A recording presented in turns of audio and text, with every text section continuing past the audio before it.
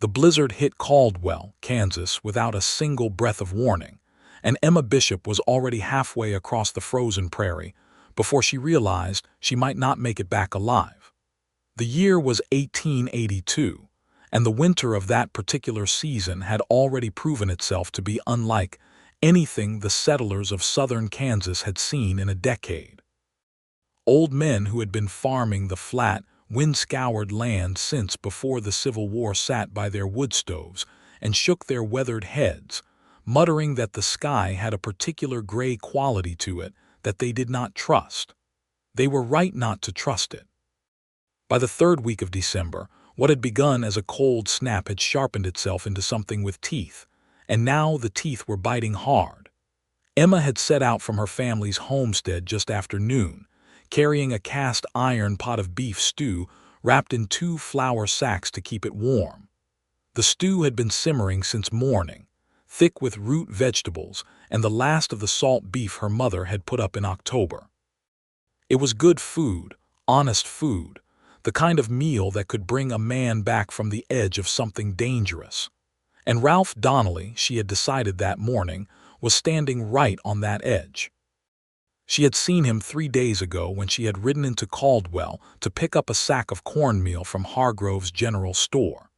He had been loading supplies onto a wagon, his broad shoulders working beneath a sheepskin coat that had seen better winters, and his face had that particular look of a man who was managing everything alone and managing it badly. He had touched the brim of his hat when she passed, the way men in Caldwell touched their hats to women, and she had nodded back the way women in Caldwell nodded to strangers. But then she had heard him speaking to old Hargrove through the open doorway of the store, and what she heard had stopped her feet before her mind told them to stop. He had said he was not sure the cattle would make it through if the weather turned. He had said his ranch hand, a young man named Cody, had gone into town 2 weeks ago for a tooth pulling, and come back with a fever that had laid him flat in the bunk room ever since.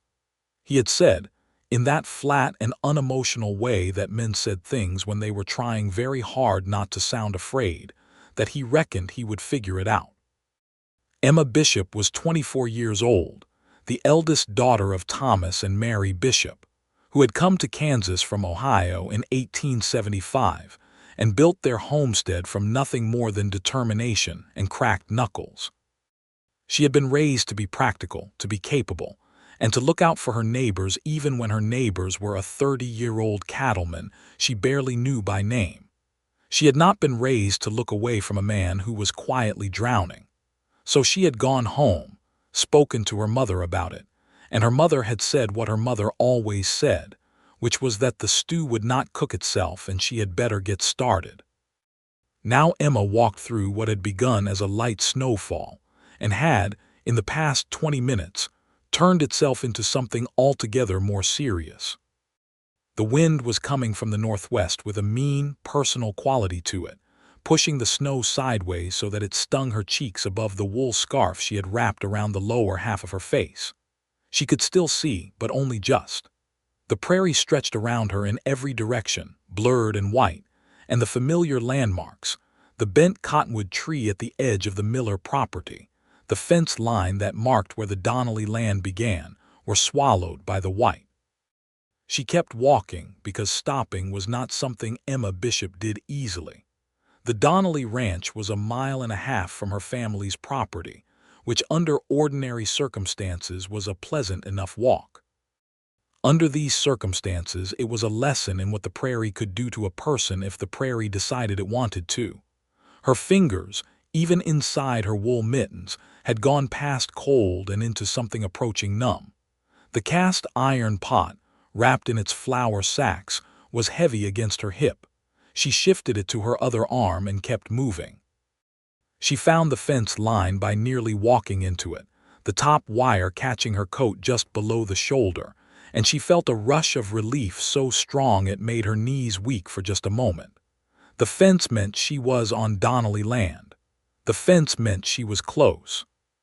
She followed the wire with her free hand, letting it guide her, and 20 minutes later, which felt like much longer, she saw the orange glow of a window through the white. then the dark shape of the barn, then the house itself, a solid two-story structure built from timber and determination, with smoke rising from its chimney and being torn immediately sideways by the wind. She made it to the porch steps and climbed them and knocked on the door, and when no one answered she knocked again, harder, because the wind was loud enough now to swallow ordinary sounds. The door opened. Ralph Donnelly filled the doorframe the way a man fills a doorframe when he is genuinely large and has no particular awareness of the fact. He was over 6 feet, with dark hair that needed cutting and a jaw that could have been used as a straightedge, and his eyes were the particular shade of gray-green that Emma had noticed from 20 feet away 3 days ago in Caldwell, and had not entirely stopped thinking about since. He was in his shirt sleeves despite the cold pouring in through the open door, which told her he had been working inside at something that required heat. He looked at her. He looked at the pot wrapped in flour sacks. He looked at her again. "Miss Bishop," he said, because he had apparently remembered her name from the brief acquaintance of that hat touch in town, or perhaps from whatever Hargrove had told him afterward, because Hargrove was a man who liked to know everyone's business and share it freely. "Mr. Donnelly," she said. Her voice came out steadier than she felt. "I brought you supper, beef stew. And before you say you don't need it, I've been walking 1.5 miles in a blizzard carrying this pot, and I am going to come inside and set it on your stove whether you invite me or not." He stepped back without another word and held the door wide for her. The inside of the Donnelly house was warm in the way of a house that had a good fire burning, and a man who knew how to maintain one. The main room served as kitchen and sitting room both, with a large iron cookstove against the far wall and a stone fireplace to the left, and both were doing their work. There was a table in the center of the room with the remains of what appeared to be a very simple meal, a piece of hard bread and some dried beans that had not been properly soaked, and Emma took one look at it and felt the same thing she had felt when she had heard him talking to Hargrove, which was a firm and uncomplicated decision to do something useful. She set the pot on the stove and unwrapped it from the flour sacks, and the smell of good beef stew immediately took over the room. Ralph Donnelly stood near the door he had just closed and watched her with the expression of a man who was not entirely sure what was happening but was not opposed to it. "How is your ranch hand?" Emma asked, hanging her coat on the hook near the door. "Cody, was it?" "He's sleeping," Ralph said. "Fever broke yesterday. He'll be all right." "Good." She found a wooden spoon hanging on a nail near the stove and stirred the stew, which was still very warm inside its insulation. "Have you eaten today?" A pause. "Bread," he said, which confirmed what she had suspected. "Sit down, Mr. Donnelly." He sat. There was something almost funny about it, the way a man that size sat down at the direction of a woman 5 inches shorter than himself and did not seem to think twice about it. Emma found 2 bowls on the shelf above the stove and filled them both, because she was hungry herself after that walk, and set one in front of him and took a chair across the table with her own. He looked at the bowl and then at her. "You walked 1.5 miles in that," he said, and the way he said it was not quite a question. It was something more like a man discovering that the world contains a fact he had not previously accounted for. "My mother made the stew," Emma said, which was the honest thing to say because she had made the bread to go along with it, and that was really the extent of her contribution. "I just carried it, through a blizzard. It was not a blizzard when I left," she said. "It was a light snowfall." He looked toward the window, where the snow was pressing itself against the glass with considerable enthusiasm, and then back at her, and something shifted in his expression. It was not quite a smile, but it was related to one. "It is a blizzard now," he said. "Yes," she agreed. "I noticed." They ate. The stew was good, she knew, because her mother was an excellent cook, and she watched him eat it with the focused attention of a man who is genuinely hungry and also very much aware that he should not be eating as fast as he wants to. He had manners. She had wondered about that, watching him in town. Some of the cattlemen who had come to southern Kansas in the late 70s had left their manors somewhere east of the Missouri River and never gone back for them. Ralph Donnelly, it appeared, had brought his with him. Outside, the blizzard settled in with the comfortable permanence of a thing that intended to stay for a while. After they had eaten and she had washed the bowls in the basin by the stove while he added wood to the fireplace, she put on her coat and reached for the pot and the flour sacks, and he said quietly, "Miss Bishop." She turned. He was standing by the fireplace with one hand braced on the mantelpiece, and he was looking at her with those gray-green eyes, and he said, "You can't go back out in that." She looked toward the window. He was not wrong. What she could see of the world beyond the glass was white and violent and thoroughly unwelcoming. "I should get home," she said, though even as she said it she knew it was not a reasonable sentence given the circumstances.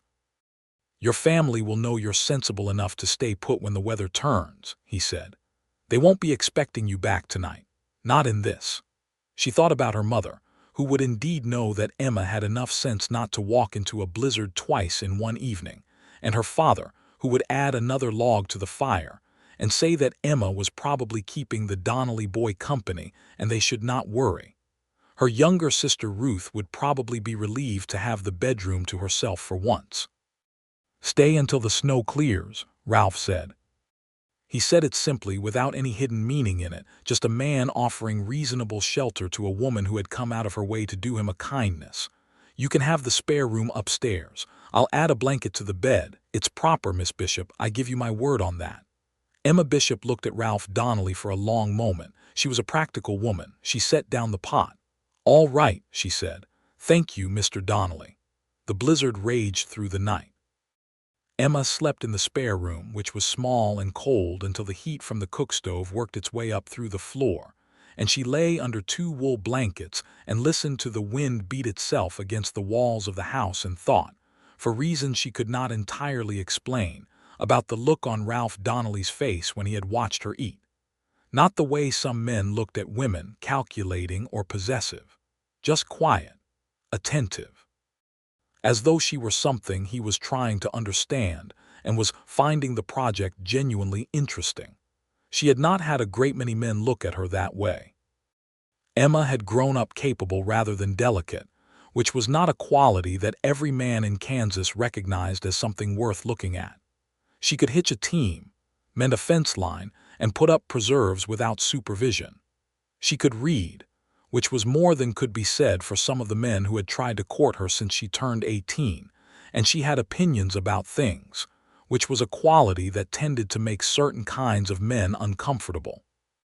The men who had come asking for her hand over the past few years had been decent enough in their way, but none of them had made her feel anything stronger than mild appreciation, followed by relief when they gave up and moved on. She fell asleep thinking about gray-green eyes. In the morning the storm had not let up. If anything it had intensified, the wind still howling with real commitment and the snow still falling in sheets that erased the world beyond the windows.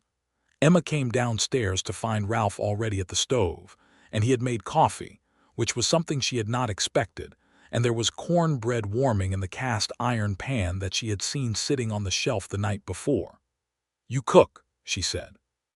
"A man living alone learns," he said, without turning from the stove. "Coffee, please." He poured 2 cups and brought them to the table, and then brought the cornbread, and they sat across from each other in the gray morning light with the storm announcing itself loudly outside, and it felt, in a way that she could not entirely account for, as though they had been doing this for some time. "How long have you had this ranch?" she asked. "4 years," he said. "I came out from Missouri in '78, bought the land from a family that was pulling up stakes and heading back east. The previous owner had already broken most of the ground and built the house, which was fortunate for me, because I was starting with less capital than I would have liked." "And you've managed it alone this whole time?" "Cody's been with me 2 years. Before that, yes." He looked at his coffee. "It's manageable in the warm months. Winter is harder." She understood what he was not saying, which was that the isolation of winter on the open prairie was something that wore on a person in ways that were difficult to talk about directly. "I came with my family in '75, she said. I was 17. My father nearly gave up twice in the first year. A lot of the families who came at the same time we did have already gone back east." She paused. "We stayed because my mother said she had not packed up her kitchen and crossed the Mississippi to turn around because of a little bad luck." Something genuinely warm moved across his face at that. "She sounds like a formidable woman." "She is," Emma said, with feeling. Ralph refilled his coffee and asked her about the homestead, and she told him. The way the conversation moved easily between them as though it had been looking for an excuse to start. She told him about the two younger sisters, Ruth, who was 20, and Clara, who was 16, and the brother James, who was 14 and already taller than their father. She told him about the horses they kept, 4 good ones and a mule that her father had named Perseverance on account of its stubbornness. And Ralph smiled at that, a real smile this time, and it changed his face in a way that she felt somewhere in her chest. He told her about Missouri, about the farm where he had grown up as one of 6 boys, and how after the war the land had never quite recovered from what had passed over it, and how he had felt a restlessness that he recognized in hindsight as the understanding that his life was somewhere else. He told her about the cattle drive he had worked for 3 years before saving enough to buy land, and the particular quality of the Kansas sky that had convinced him this was the right place, that wide open sweep of blue that had nothing blocking it from horizon to horizon. "You love it here," she said. It was not a question. "I do," he said simply. And then, with a glance at the window, "even when it tries to kill me." She laughed, and he looked at her when she laughed, and the morning passed. Cody appeared around 10 o'clock, a young man of perhaps 20 who looked as though the fever had taken a lot out of him, but left behind someone who was genuinely glad to still be alive. He was polite to Emma in the startled way of someone who had not expected to come downstairs and find a woman in the kitchen, and he ate 2 bowls of leftover stew that Emma heated on the stove before declaring himself capable of getting dressed and going to check on the horses in the barn. Ralph stopped him with a single look. "You're not going out in this. I'll see to the horses." "But the cattle, they'll be drifting in the storm," Cody started. "They have the gully on the south pasture to shelter in," Ralph said. "I dug out the windbreak properly last week. They'll hold until this clears." He said it with the certainty of a man who has thought through his contingencies in advance and is not going to be argued with about it. Cody sat back down and accepted another cup of coffee and did not argue. Emma spent the afternoon helping where she could.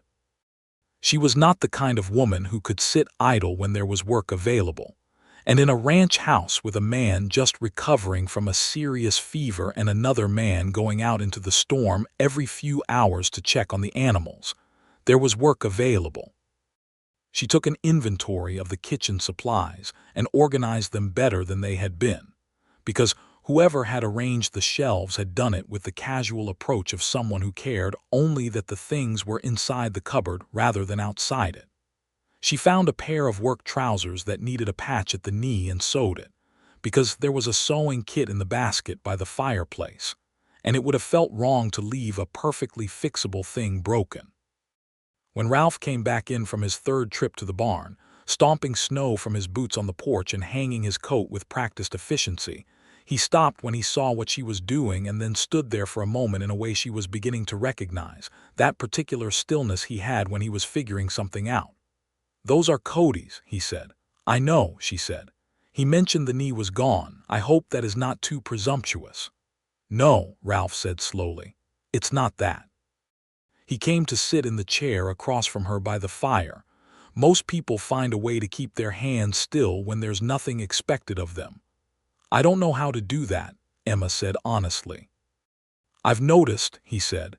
She glanced up at him and found he was watching the fire, though she had the sense he was more aware of her than he was letting on. "Is that a complaint?" she asked. "No," he said. "Not even close to a complaint." That evening, with the storm showing no sign of release, Ralph cooked a supper that was more sophisticated than his morning cornbread had suggested he was capable of. A proper pork and bean stew with some dried sage from a jar on the shelf, and biscuits from the tin that he clearly knew how to make without looking at a recipe. They ate together again, all three of them this time with Cody at the table, and there was something easy and warm about it, the kind of evening that happened naturally when a blizzard cut you off from the rest of the world and left you with the small lit circle of a good fire and good food and decent company. Cody, it turned out, was from Texas.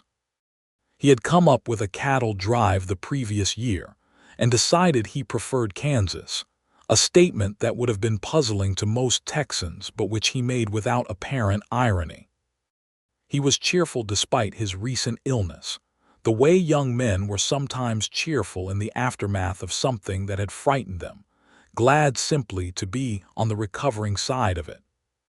He told a story about a coyote that had gotten into the grain shed in October, and Ralph had the look of a man who had already heard this story but was willing to hear it again. And Emma laughed at the right parts and found herself wondering when she had last spent an evening so comfortably with people she had known for less than 24 hours. After Cody turned in, citing the ongoing project of getting his strength back, Emma and Ralph sat by the fire and talked until the candle burned low. He told her about a book he had been reading, a novel by Charles Dickens, which she had also read, and they had a spirited disagreement about one of the characters that was the kind of disagreement where both parties are enjoying it rather than actually trying to win it. He had an intelligence that he wore quietly, the way he wore most things, not making an announcement of it but simply having it available when it was useful. She found it, she admitted to herself while poking the fire unnecessarily so she could look at him from a less direct angle, enormously attractive. She also found his hands attractive, which she recognized was a very specific and slightly alarming thing to be noticing. They were working hands, large and capable, with a scar across the back of the right one that she had not asked about yet. How did that happen? She asked, because she had decided over the course of the evening that Ralph Donnelly was a man you could ask direct questions to and get direct answers from, which was a quality she valued highly. He looked at the back of his hand. "Barbed wire," he said. "2 years ago. I was moving a fence line in a hurry in the dark and I was careless." He paused. "Cody was the one who stitched it. He's better at that sort of thing than I am. You should have gone to the doctor in town." By the time it seemed serious enough for that, it had already started closing up, and the doctor in town at the time was more interested in his whiskey than his patients. He said this without particular bitterness, just as a fact about the world. "There's a better one now, Dr. Hartley. He's only been here about a year, but he seems to know what he's doing." "He set my brother's arm in September," Emma said. "James fell out of the hayloft. Dr. Hartley was very good about it." "Good," Ralph said. He was quiet for a moment, and then he said, without particular emphasis but with something careful underneath it, "Your family must have wondered where you were today." "My mother knows I have good sense," Emma said, "and she'll have seen the storm. She'll know I found shelter." "I should have sent Cody with a message this morning," he said. "When Cody was well enough, I didn't think of it." "Cody is not well enough to be walking anywhere in a blizzard," Emma said firmly. "And there is nothing to send a message about. I'm quite all right." He looked at her steadily. "I know that," he said. "I just want your family to know it too." It was such a considerate thing to say that she felt it move through her like warm water, and she looked back at the fire because looking at him while feeling that seemed like too much. "When the snow clears," she said, "I'll go straight home and they'll see for themselves." "When the snow clears," he agreed. But the snow did not clear the next day or the day after that. The blizzard held the prairie in its grip with a stubborn ferocity, and the world beyond the windows of the Donnelly ranch remained a study in white and gray and howling cold. By the third day, Emma had stopped feeling like a guest and started feeling like a person who lived there, which was a sensation so unfamiliar and so comfortable at the same time that she spent a considerable amount of energy not examining it too closely. Cody's strength was coming back steadily. He was doing small tasks now, helping Emma with the meals and doing light maintenance on equipment in the barn during the brief lulls in the storm. He was also, Emma noticed with some amusement, making himself scarce at particular moments with the studied casualness of a young man who had assessed the situation and drawn conclusions, and decided the most useful thing he could do was be somewhere else. She chose not to comment on this. On the third afternoon, Emma was sitting at the kitchen table with the Donnelly account book, which she had found open on the table, and which contained a set of numbers that were organized in a way that made her wince slightly, when Ralph came in from outside with his cheeks red from cold and snow still on his hat. He saw her with the book and stopped. "I hope you don't mind," she said. "I was not prying. It was open and I could see you had some entries in the wrong column." He hung his hat and came to stand beside her, looking over her shoulder at the book. He was very close. She could feel the cold still coming off him in waves. "My bookkeeping has always been approximate," he said. "It's more than approximate," she said, though she said it carefully, the way you said things to a proud man who you did not want to embarrass. "You have the feed costs listed on the income side in September, and the money you received for the cattle sale in August looks like it's listed twice, but I think the second entry is actually for something else and I can't tell what." He leaned forward to look more closely, and his shoulder was very nearly touching hers, and she made herself focus on the numbers. "The second entry was the deposit on the feed store account," he said slowly. "I didn't know where else to put it. I can show you a way to keep these that makes more sense," she said. "If you would like. You know bookkeeping. My father taught me," she said. "He kept the accounts for a hardware store back in Ohio before he came west. He always said the numbers would lie to you if you let them, so you had to be more stubborn than they were." Ralph pulled a chair from across the table and brought it around to sit beside her, and she moved the book between them so they could both see it, and she spent the next hour showing him the system her father had taught her, the way the columns should balance against each other, the difference between operating costs and capital expenses, the importance of noting the date and the nature of each transaction clearly enough that you would understand it 6 months later when you had forgotten the context. He was a quick learner. He asked good questions, precise and practical, and when he understood something you could see it settle into him with a kind of permanence that told you he would not need to be told again. Emma, who had some experience with teaching things to people, found this enormously satisfying. "Your father must be glad of a daughter who pays attention," Ralph said, when they had sorted out the September entries and were working on October. "He is," she said. "He says I got the brain that was meant for one of the boys, and they got the patience that was meant for me." Ralph looked at her with the corners of his eyes crinkling. "Are you impatient?" "I am when things are not done right and they could be," she said honestly. "So you fixed my fence mending," he said. "I patched Cody's trousers," she corrected, "and reorganized my kitchen shelves." "Those shelves were organized by someone who had no system at all." "That would be me," he said. "Well," she said, "now there's a system." He laughed. It was a real laugh, full and unguarded, and it was the first time she had heard him laugh like that, without the restraint he seemed to wear around himself like a second coat, and she felt her heart do something sudden and warm that she had not given it permission to do. She looked back at the account book. They finished the accounts as the afternoon light faded, and when Ralph lit the lamp she realized she had been bent over the numbers for more than 2 hours and her back ached pleasantly from it. He made coffee and brought it without asking whether she wanted any, which meant he had been paying attention. "You could do this for a living," he said, meaning the bookkeeping. "There are merchants in Caldwell who keep worse records than this." "I know," she said. "Mr. Simmons at the feed store loses half his receipts every quarter. My father has offered to help him 3 times, and he won't hear of it, because he doesn't think a homesteader knows more than he does about commerce." "His loss," Ralph said simply. He was quiet for a moment, and then he said, "I mean it, though. You have a gift for it." She looked at him. "I have a gift for a lot of things," she said, and it was not bragging, just accuracy, and he recognized the difference.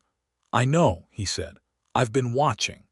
They sat in a silence that was not uncomfortable, and outside the blizzard began to ease, not stop entirely, but ease, the way a storm sometimes did before it gathered itself back up again.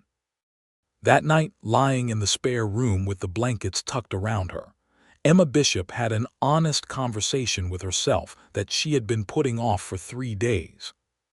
She was falling in love with Ralph Donnelly. Not in the way the word was used in the dime novels that circulated through Caldwell, with their swooning heroines and overwrought declarations, but in the real way, the quiet and increasingly inconvenient way, the way where you noticed everything about a person and found yourself wanting to notice more, where his intelligence made you feel more intelligent because you were using yours to keep up with his, where his steadiness made you want to be steadier because you did not want to be the one who wobbled. She had known him for 3 days. She pulled the blankets tighter and told herself to be sensible. But sense is a more difficult thing to hold onto at night than it is in daylight, and by the time she fell asleep she had mostly given up on it. The 4th day dawned clearer. The storm had withdrawn somewhat, leaving a landscape that was very white and very still, and the sky had that particular hard blue quality that follows a blizzard, like something that has been scrubbed clean and is not sure yet what it wants to become. Emma came downstairs to find Ralph already outside and Cody at the stove making a passable attempt at biscuits. "The snow's about 3 feet out past the porch," Cody reported cheerfully. "Mr. Donnelly's digging a path to the barn. He says the cattle came through all right. Lost 1, maybe 2. He wants to do a proper count when he can get out to the south pasture."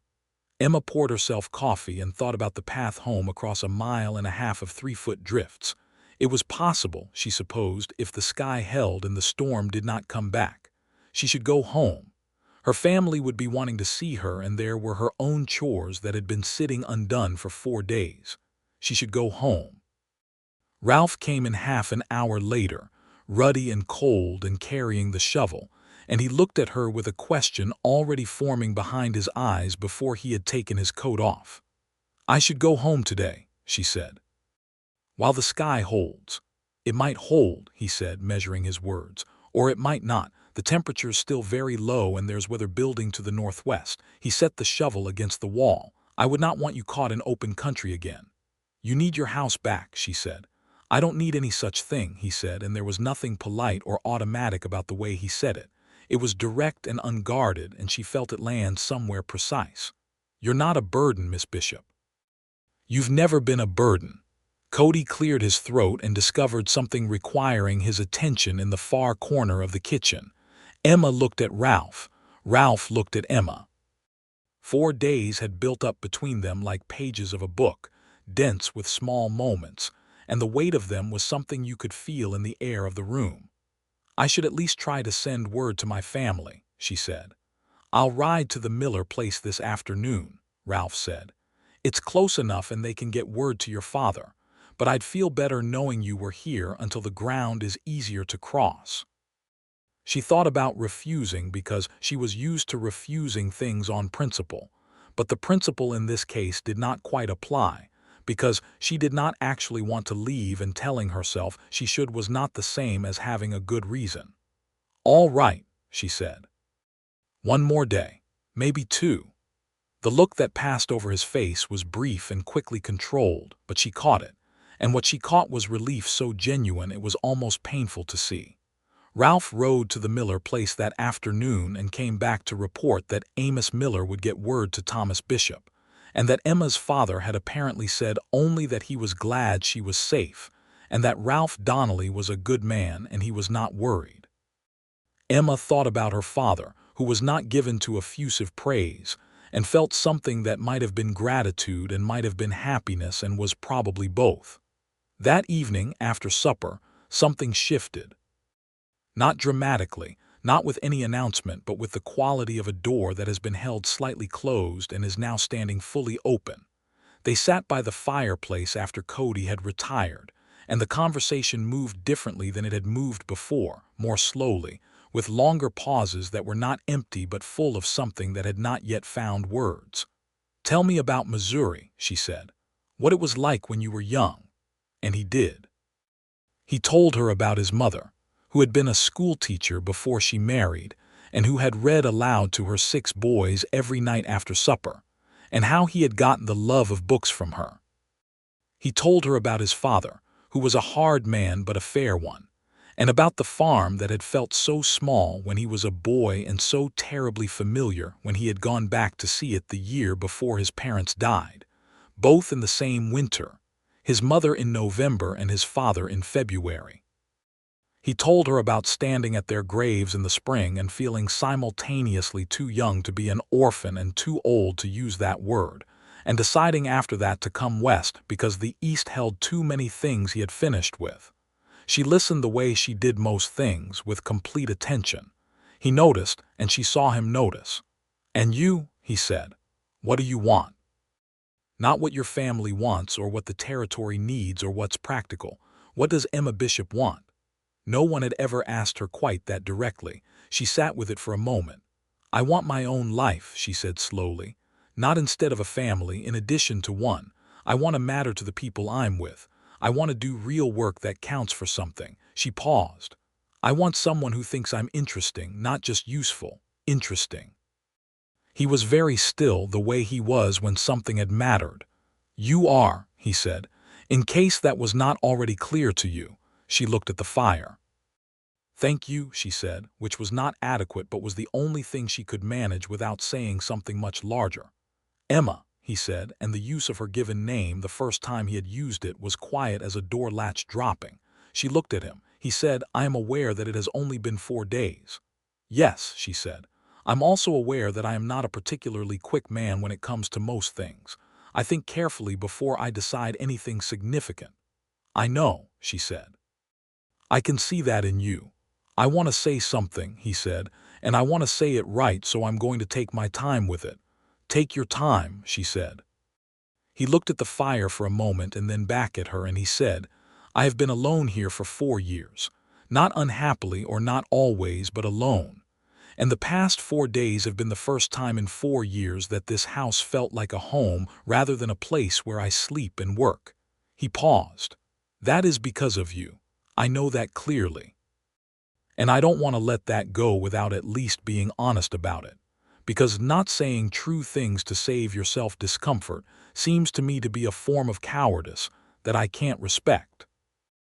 Emma felt something that was very large and very warm moving through her chest, and she said carefully, because she was also not a person who said things without meaning them, "I feel it too, whatever it is." She watched his face. "I am also aware that 4 days is not a great deal of time." "No," he agreed. "But I think," she said, "that 4 days of knowing someone truly might be worth more than 4 months of knowing them from a polite distance." "I think that too," he said. And then, with the directness that she had come to understand was simply how he moved through the world, he said, "Would you allow me to call on you, properly, when the snow clears and you go home? Would your father permit it?" She thought about her father, who had sent word through Amos Miller that he was not worried and that Ralph Donnelly was a good man. "Yes," she said, "I think he would." Ralph nodded once with the decisiveness of a man who has made a decision and intends to honor it. "Then that's what I'll do," he said. They sat for another hour by the fire, talking about smaller things, lighter things, and there was something different in the air now, something that had been quietly confirmed. When she finally went upstairs to bed, she felt more settled than she could remember feeling in a long time, as though something that had been uncertain in the architecture of her life had been properly reinforced. She slept well. The blizzard had gone quiet, and the night outside was very still. On the 5th day, the sky was clear and hard, and the temperature had risen just enough to make travel possible if not comfortable. Emma came downstairs to find her coat hanging by the door and her pot and flour sacks sitting on the table, cleaned and ready, and the sight of them made her feel a complicated thing. Ralph made breakfast, proper eggs from the few hens he kept in the corner of the barn, scrambled with butter and good coffee, and they ate with Cody, who was nearly fully recovered and talking about going into Caldwell for supplies as soon as the roads were passable. After breakfast, Emma put on her coat and mittens and scarf, and Ralph put on his own coat, and they stood on the porch in the cold, clear morning and looked at the world, which was very white and very bright and very beautiful. "I'll walk you to your property line," he said. "You don't have to do that," she said. "I know I don't have to," he said, with the slight inflection of a man who has realized that the woman in front of him is going to tell him several times a day that things don't need to be done for her, and who has already decided this does not change his intentions in the least. She smiled and picked up her pot and said, "All right then." They walked across the snow-covered prairie in the hard winter light, and their breath made clouds in the cold air, and the silence was the comfortable kind. At the fence line between the Donnelly property and the Bishop land, Ralph stopped. "Your father's place is visible from here," he said, "on a clear day." "Yes," she said.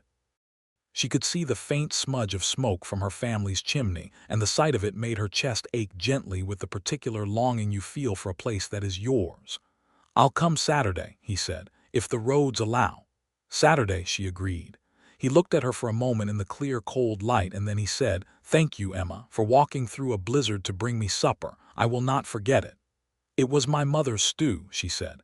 "It was your walk," he said.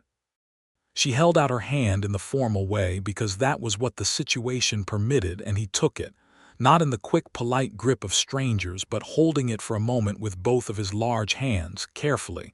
The way you hold something you are aware is valuable. "Saturday," she said again. "Saturday," he confirmed.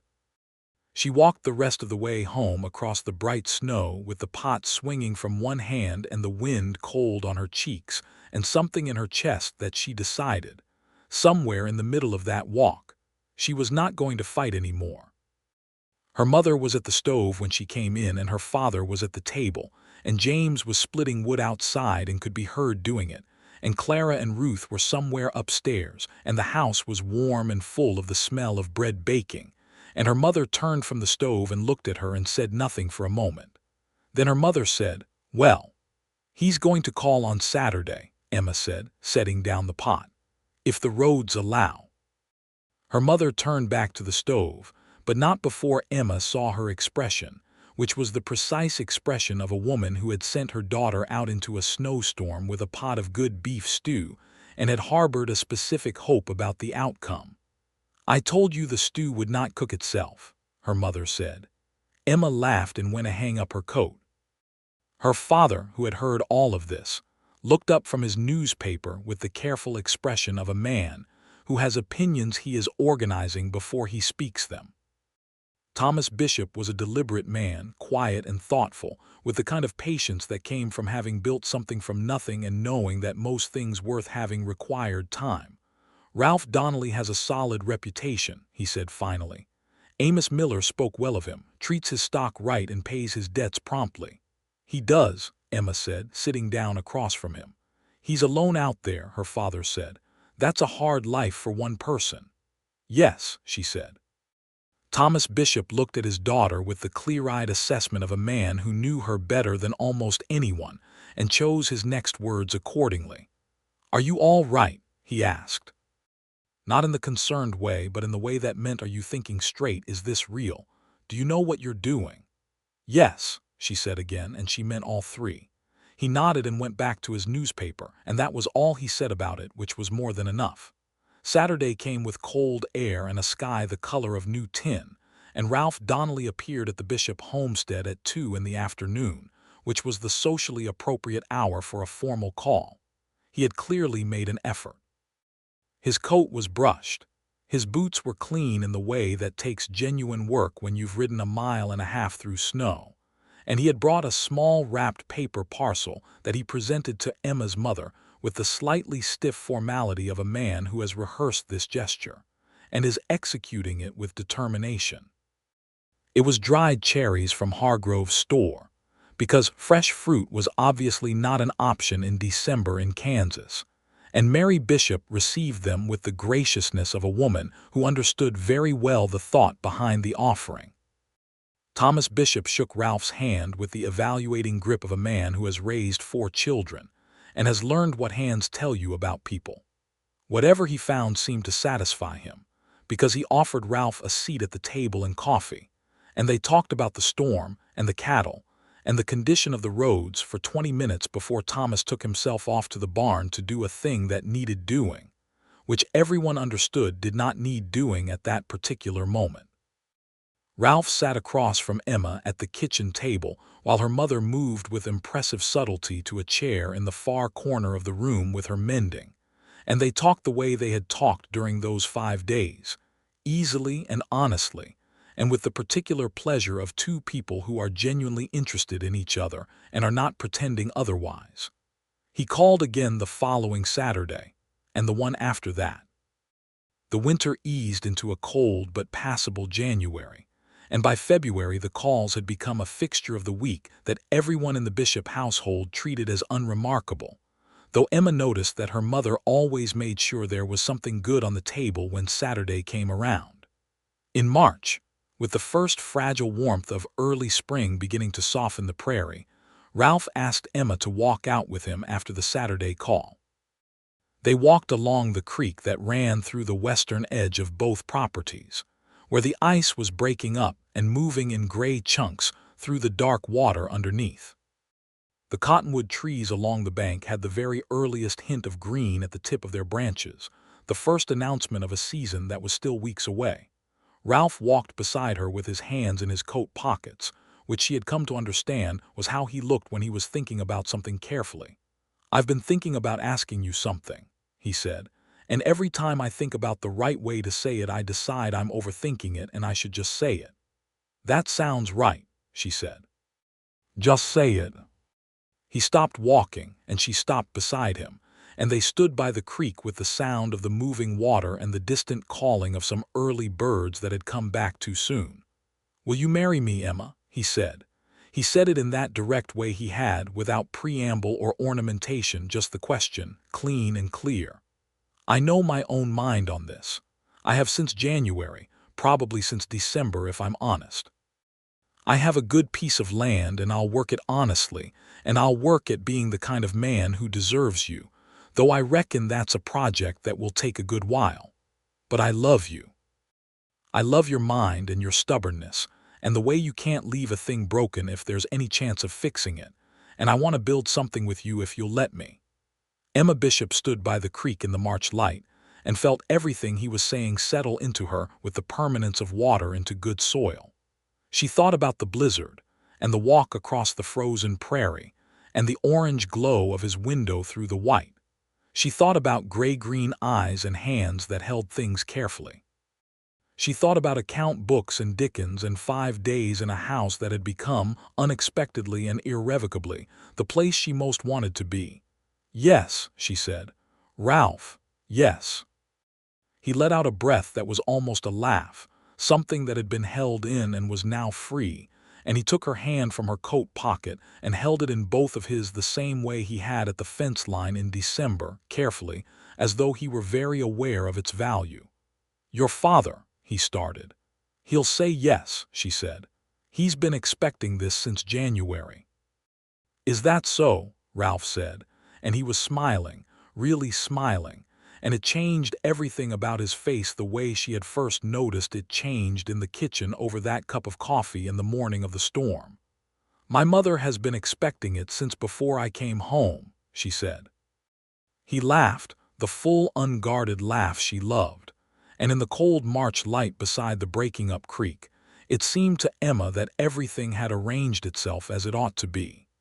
Thomas Bishop did say yes, and he said it without the long, deliberating pause that Emma might have expected, because, as she had predicted, he had been waiting for the question.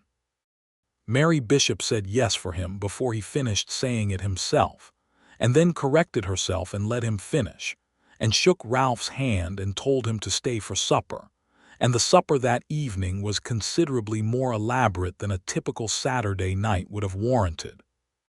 James, who was 14 and intensely interested in ranching, immediately began asking Ralph technical questions about cattle management that Ralph answered with genuine patience. Clara and Ruth sat at the other end of the table and communicated in the sideways glances of younger sisters witnessing something significant.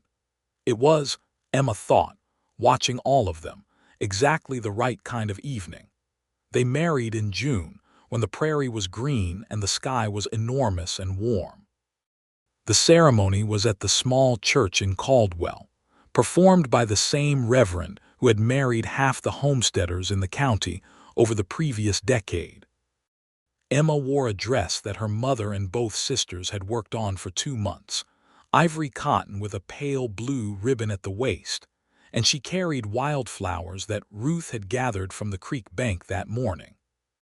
Ralph stood at the front of the church in a suit that fit him better than Emma had expected, which she later learned he had ridden to Wichita to have properly made, and he watched her walk toward him with the same expression she had learned to love, that particular steady attention that made you feel entirely seen. When the Reverend said the words and Ralph said his, he said them clearly and without hesitation, and when he put the ring on her finger, which was a plain gold band, his hands were completely steady. After the ceremony, the whole of their assembled friends and neighbors, there were perhaps 40 people, gathered on the grass outside the church for the celebration that Mary Bishop had organized with the thoroughness she applied to most things. There was food enough for twice the number, and someone had brought a fiddle, and someone else had brought a harmonica, and the afternoon turned itself into the kind of gathering where the music eventually pulls everyone to their feet, and the dancing happens naturally, as a consequence. Ralph was not, by his own admission, a skilled dancer, but he was willing, and Emma danced with him anyway and laughed when he stepped wrong, and he laughed too, and they figured it out together, which seemed to her to be a very good omen for the nature of things to come. Cody, who had recovered fully from the February fever and was looking like himself again, and then some, danced 3 times with Ruth Bishop and turned a color that had nothing to do with the heat. The summer that followed was the kind of summer that sets the terms for everything that comes after it. Emma moved into the Donnelly ranch house and immediately began the process of making it hers without erasing what was already his, which was the difference between a woman who understood what a home was supposed to be and one who merely wanted to redecorate. She planted a kitchen garden in the space behind the house, a proper one with enough room for everything they would need, and then some. She reorganized the books on the shelf in the sitting room and added several of her own, and Ralph, discovering his Dickens had been moved to make room for her copy of George Eliot, raised an eyebrow and said not a word about it, which she took as the appropriate response. She also began doing bookkeeping for 3 of the Caldwell merchants, because Ralph had been right that there was a need for it, and she had decided that a skill unused was a kind of waste. She charged a modest but fair fee, and she did the work properly and carefully, and by the end of the summer, she had established a small reputation that meant 2 more merchants had asked her to take on their accounts. She kept the money in a separate tin in the kitchen and told Ralph it was her own, and he said that everything in the house was both of theirs, and she said that was a very nice principle, but she was keeping the tin, and he did not argue, which remained one of his finest qualities. He was a good husband in the ways that counted. He listened when she talked and engaged when she challenged him, and disagreed honestly when he disagreed rather than quietly resenting her. And he worked with a consistency and dedication that built the ranch steadily through that first year into something more secure than it had been. He hired a second ranch hand in August, a reliable man in his 30s named Henderson, which meant Cody was less stretched and the cattle operation could be expanded as Ralph had been wanting to do. They argued because 2 strong-minded people always argue, and their arguments had the quality of their conversations, direct and genuine, and without the kind of cruelty that happens when people say things not because they mean them, but because they want to wound. They always resolved. Sometimes quickly and sometimes after a day of stiff formality that both of them found exhausting, but always resolved, and the resolution always included an acknowledgement of where each of them had been wrong, which was usually some on both sides. On a cold evening in October, Emma told Ralph she was expecting a child. He had been mending a harness at the table, and he set it down very carefully, the way he set things down when he wanted to think clearly, and he looked at her across the kitchen, and what was on his face was everything she could have hoped for, a happiness so immediate and so large that it temporarily overwhelmed his capacity to be measured and careful, and he crossed the room in 2 strides and held her in a way that said everything the words were still organizing themselves to say. "A baby," he said against her hair. "Yes," she said. He held her for a long time, and outside the October wind moved across the prairie and the house was warm. Their son was born in May of 1884, and they named him Thomas after Emma's father, which made Thomas Bishop, who was not given to showing strong emotion, press his lips together very hard and look out the window for a good minute before he could speak clearly. The baby was healthy and loud, and had his father's gray-green eyes from the first week, and he took to the world with the energy of someone who has somewhere to be. Young Thomas Bishop Donnelly, as he was formally entered in the county record, was from his earliest days a spirited child who found his feet early and used them to get into everything. He particularly liked the barn, and Ralph took him there so often in his first years, perched on his father's shoulder and reaching for every surface with curious hands, that the horses knew him by sight before he could fully articulate the word horse. Cody had, by the spring following the wedding, made his intentions toward Ruth Bishop clear enough that he presented himself to Thomas Bishop with considerable nervousness, and came out the other side engaged, and the two were married in the fall of that same year in a ceremony that was quieter than Emma and Ralph's, but no less genuine.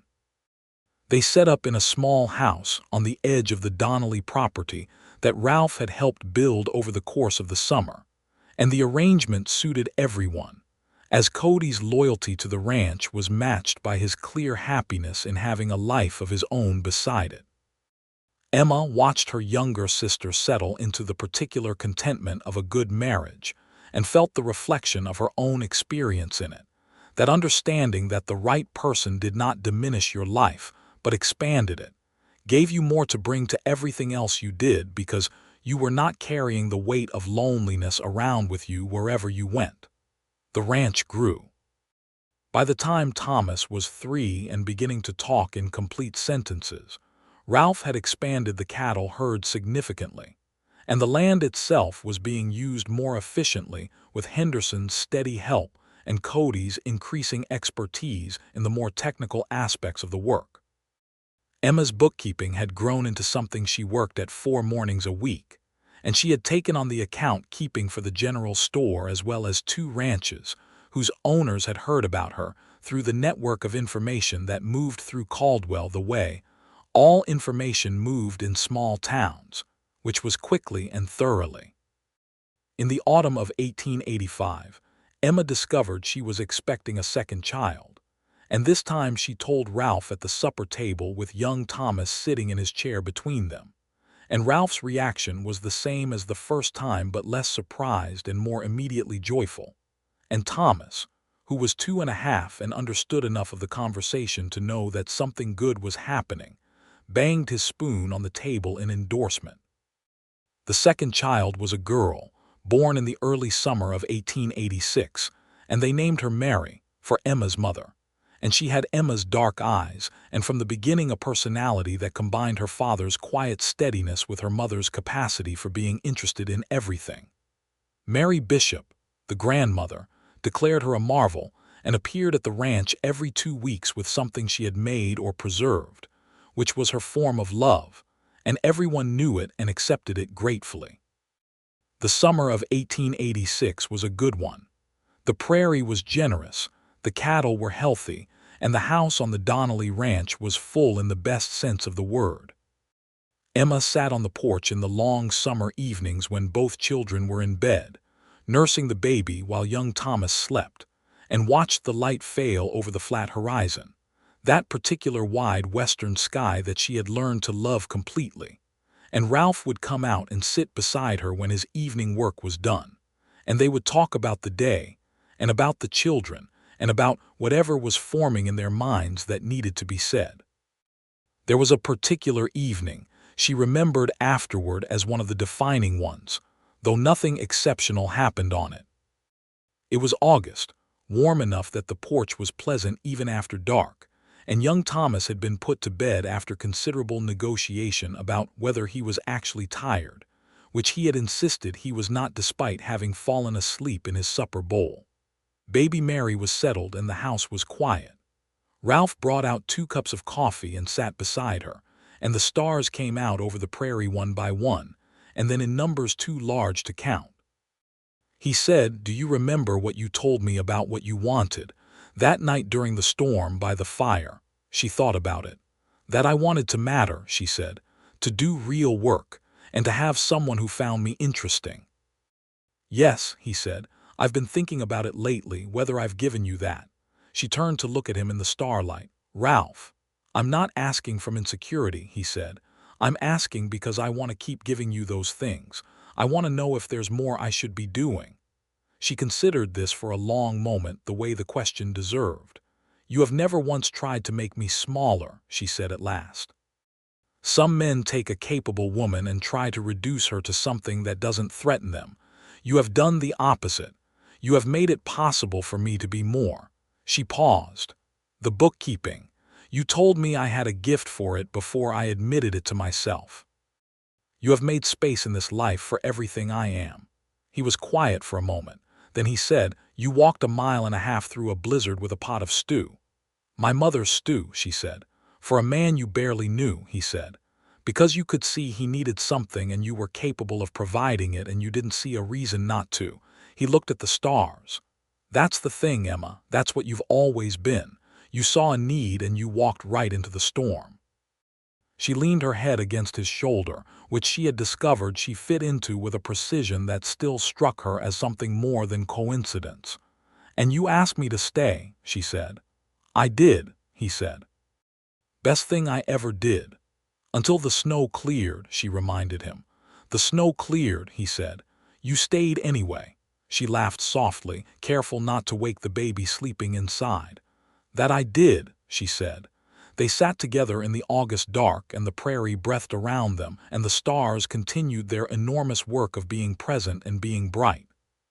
The years that followed built themselves on the foundation of that winter, the way good things build themselves on foundations that were tested and found solid before the construction began. The Donnelly Ranch became a fixture of the Caldwell landscape, one of the reliable enterprises that people spoke about when they spoke about what was working in the territory. Ralph's reputation for honest dealing and consistent quality meant the ranch contracts were sought after and honored, and by the late 1880s he had become one of the more substantial cattlemen in the county, without having become the kind of man that substantial property sometimes made people arrogant or careless with those who had less. He still mended his own harness when it needed mending. He still checked the stock himself every morning. He still kept his accounts in the system Emma had taught him that first afternoon, and the books were, for the first time in the ranch's history, genuinely clear and current. Emma's bookkeeping practice had grown to 8 clients by 1888, and she was training Ruth's eldest daughter, a sharp 6-year-old who liked numbers, which was a thing that made both their fathers laugh and both mothers beam with the particular pride of women who know what a gift for numbers can do for a girl's life. Young Thomas was 5 and beginning to show the kind of devotion to horses that was going to define him, Ralph said with quiet pride, watching his son handle a young mare with instincts that had not been taught. Mary was 3 and was already exhibiting the kind of personality that fills a room without loudness, the way that some people simply take up their full amount of space in the world and do it without apology. In the winter of 1889, Emma told Ralph she was expecting again, and he held her in the kitchen with Thomas asleep in the next room and Mary already in bed, and he said against her hair, "I hope it looks like you." "The last 2 look like you," she said. "Thomas has your stubbornness," he said. "Thomas has your stubbornness," she corrected. "My stubbornness is considerably more refined." He laughed. She felt it through her whole body. The 3rd child, another boy, was born in the summer of 1889, and they named him James, for Emma's brother, who was by then 21 and himself engaged to a girl from a farming family east of Caldwell. Baby James arrived in July, and was from the first day a quieter child than his siblings, watchful and observant, content to sit and study things with a seriousness that sat oddly on a face that's small and made the adults around him struggle to keep from laughing. Emma's mother declared that baby James was the image of Thomas Bishop at the same age, which was a compliment of the highest order from Mary Bishop. And Thomas Bishop himself held the baby with the practiced ease of a man who had held a great many babies and knew their particular weight to be one of the best weights in the world.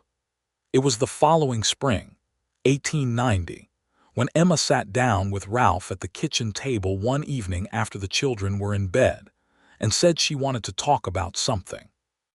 He sat across from her with his coffee and the expression of a man who is paying complete attention. "I have been approached," she said, "by Mr.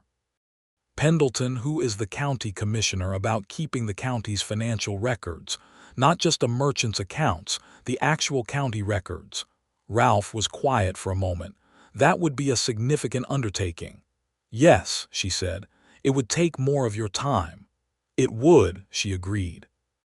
He looked at her and she recognized the look because she had seen it before. She had seen it in the first days in the ranch house during the blizzard, that look of a man who is figuring something out and intends to get it right. "What do you want to do?" he asked. "I want to say yes," she said, "if we can manage the practicalities of it, the children, the schedule."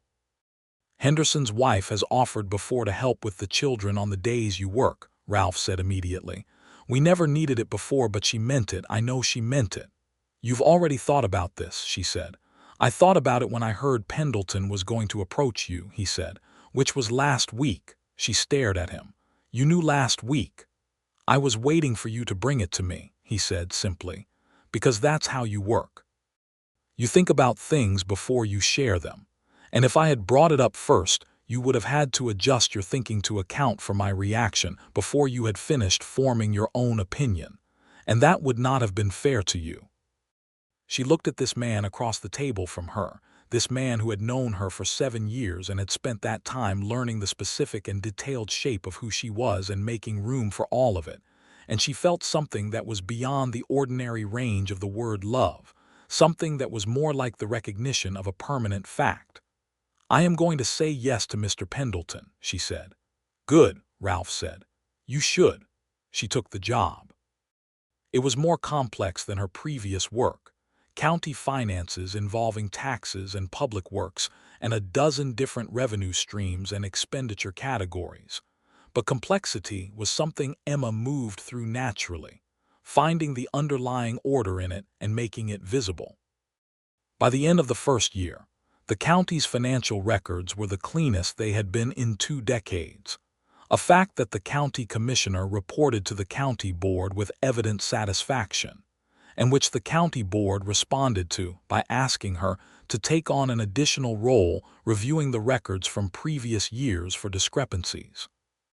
This was how, in the spring of 1891, Emma discovered that a former county treasurer had been siphoning funds from the road repair budget for the better part of 3 years, a discovery that was both professionally satisfying and personally delicate, because the treasurer in question was a man with a certain standing in Caldwell, and the information was not going to be welcome.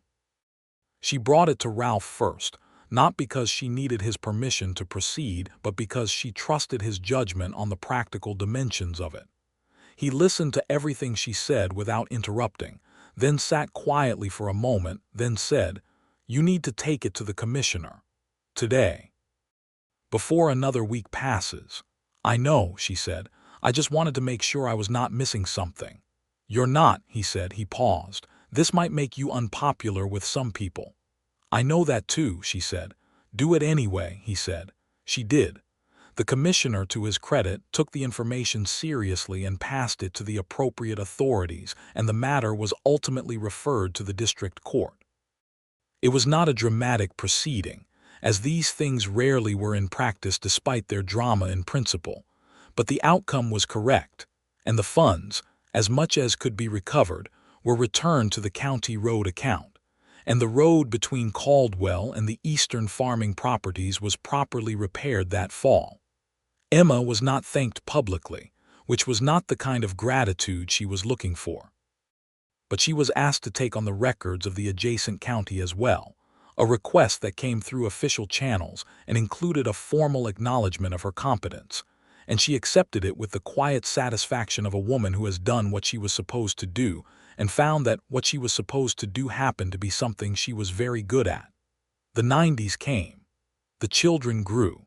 Young Thomas, at 10, was already the kind of rider who made experienced horsemen look twice.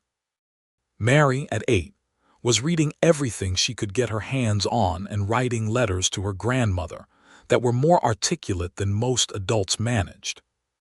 Baby James, at 6, had decided that the natural world required systematic study and was already collecting specimens of prairie plants with the dedication of a small and serious scientist. Ralph turned 40 in 1892 and took it with the equanimity of a man who is satisfied with where he has arrived and therefore has no quarrel with the passage of time. Emma turned 34 that same year and felt, if anything, more capable than she had at 24, more settled in the knowledge of what she was made of and what she could do. On a December evening, 8 years to the month after the blizzard, Emma was in the kitchen when Ralph came in from the last check of the evening, bringing the cold air in with him. She was at the stove, stirring something that smelled like the beef stew that had started everything, because she had taken her mother's recipe years ago and it had become her own. He stopped when he smelled it. She looked over her shoulder and saw his expression and felt the warmth of it spread through the room like the heat from the stove itself. "Beef stew," he said. "It is a cold evening," she said. He came to stand behind her close, and she felt the cold coming off his coat beginning to warm away in the heat of the kitchen, and he said quietly, "Do you know what day it is?" She had known what day it was when she started the stew. "December," she said. "A blizzard year." "The night you brought the stew the first time," he said, "I stood at that door and I looked at you and I thought, what manner of woman walks through a blizzard for a man she barely knows?" "The sensible kind," she said. "Or possibly the other kind. The Emma Bishop kind," he said, "which turned out to be all the kinds I needed." She turned from the stove and faced him in the kitchen of their house, this house she had walked into carrying a pot wrapped in flour sacks in a blizzard and had never, in any real sense, left. The children were upstairs, Thomas doing whatever Thomas did in the evenings, Mary reading something by candlelight, and James probably drawing diagrams of prairie plants in the notebook he kept for exactly that purpose. The house was full. The house was warm. "You asked me to stay," she said, "until the snow cleared." "And the snow cleared," he said, "and you stayed." "Because you gave me a reason to," she said. He was quiet for a moment, and then he pulled her close with the ease of a man who has done this 10,000 times and intends to do it 10,000 more, and she let him. And outside the December wind moved across the Kansas prairie, and the stars came out one by one over the enormous flat horizon, and the house held its warmth against the cold with the confidence of something built to last.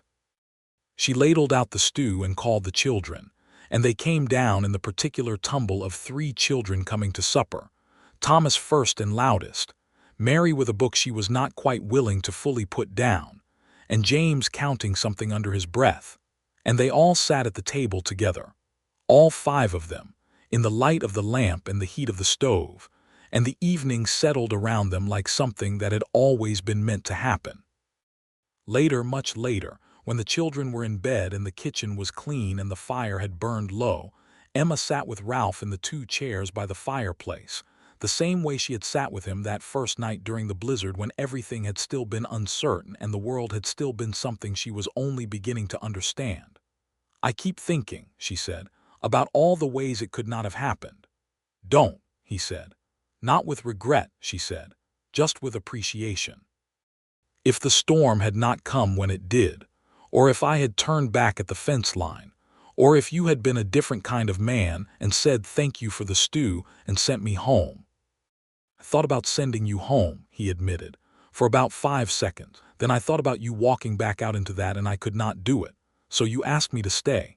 "I asked you to stay," he agreed. "Best decision I ever made, second only to going to see your father in March." She looked at the fire. "I knew you were going to ask," she said. "Before you said it, I could see it building in you all winter." "Was I that obvious?" "To me," she said. "You were very subtle to everyone else, I'm sure."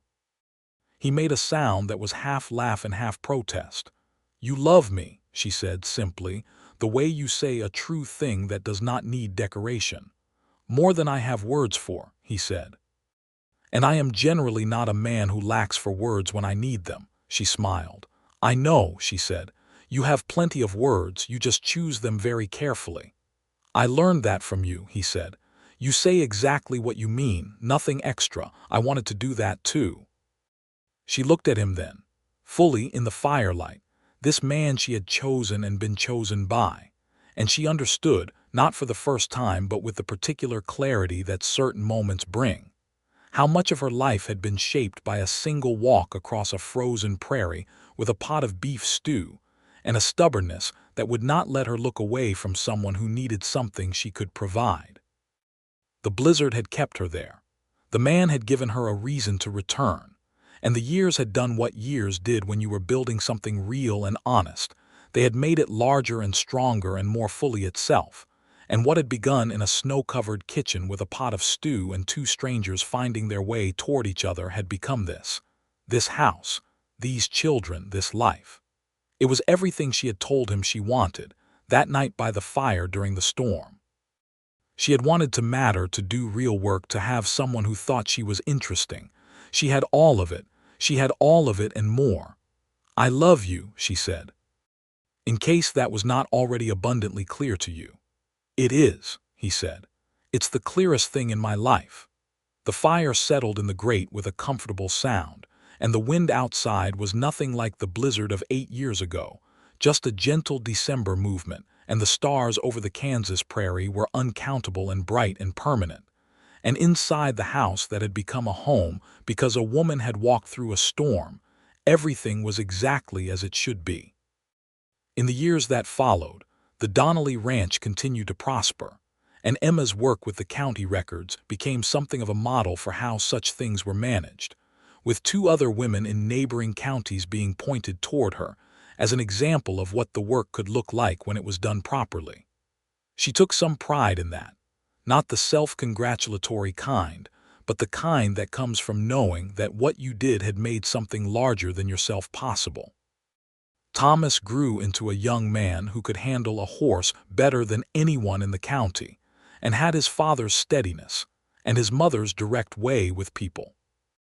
Mary grew into a young woman with her mother's mind and her father's patience, and her letters to her grandmother became, when she was 16, something that Mary Bishop Sr. described as better than most of the newspapers she had read.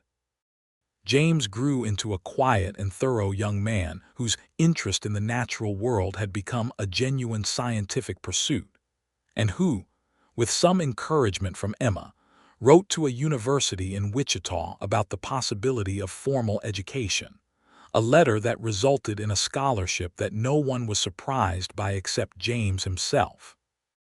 Ruth and Cody's family grew too, and their children and the Donnelly children moved through each other's lives with the easy closeness of cousins who have grown up knowing that the other family is simply an extension of their own.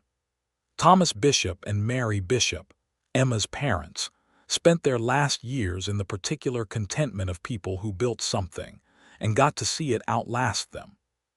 Thomas went first, in the winter of 1898, quietly in his sleep, which was the kind of ending that suited him, and Mary followed 2 years later with the efficiency of a woman who had organized everything worth organizing and had no interest in prolonging the unnecessary. Emma grieved them both with the full honesty she brought to everything, and was held through it by Ralph, who knew how to hold her without trying to fix what could not be fixed, which was one of the truest gifts he had ever given her. The new century came in the way centuries came, without particular announcement, one day following the last day of the old one, and the Donnelly ranch was still there, the house still warm, the books still balanced in the system Emma had taught a man at a kitchen table during a blizzard decades ago. On the last evening of December 1899, Emma and Ralph sat on the porch wrapped in heavy blankets and watched the stars over the prairie, which were the same stars that had been there that December night in 1882 when a young woman had picked up a pot of stew and walked into the snow because someone needed something, and she was capable of providing it. The world had changed considerably since then. The territory had become a state. The railroad had changed the nature of the cattle business.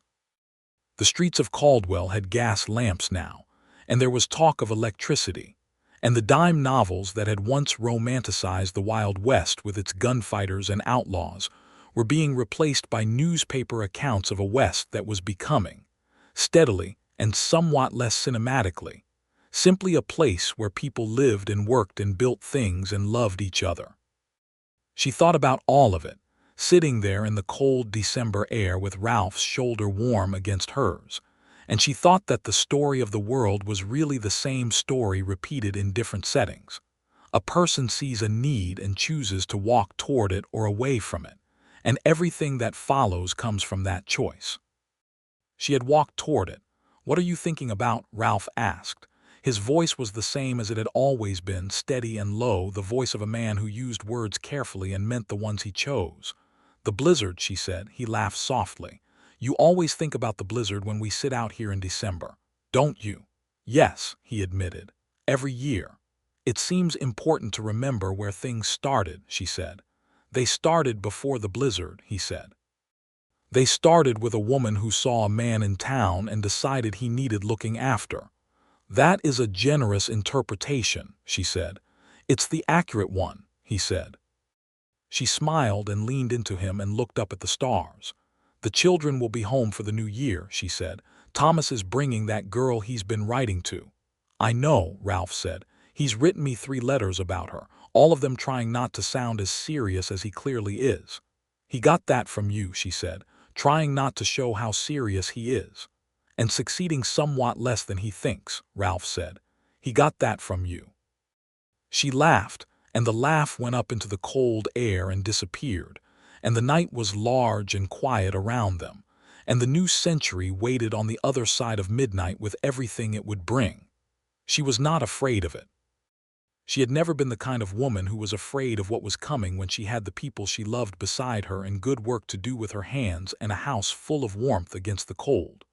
"Ralph," she said. "Emma," he said, the same way he had said it that first time by the fireplace during the storm, quiet as a door latch dropping, a name that contained everything. "I am glad I walked through the blizzard," she said. He was quiet for a moment, and then he said, "So am I every day. I am glad every day." The stars over the Kansas prairie burned cold and steady and bright, and the house behind them was warm, and the new century came in at midnight with nothing but possibility in it. And Emma Bishop Donnelly and Ralph Donnelly sat on their porch and let it come, because they were people who walked toward things rather than away from them. And they had learned, through all the years since a blizzard and a pot of stew and a simple question, that the things you walk toward turn out to be exactly the things you were walking toward all along, even before you knew that was what you were doing.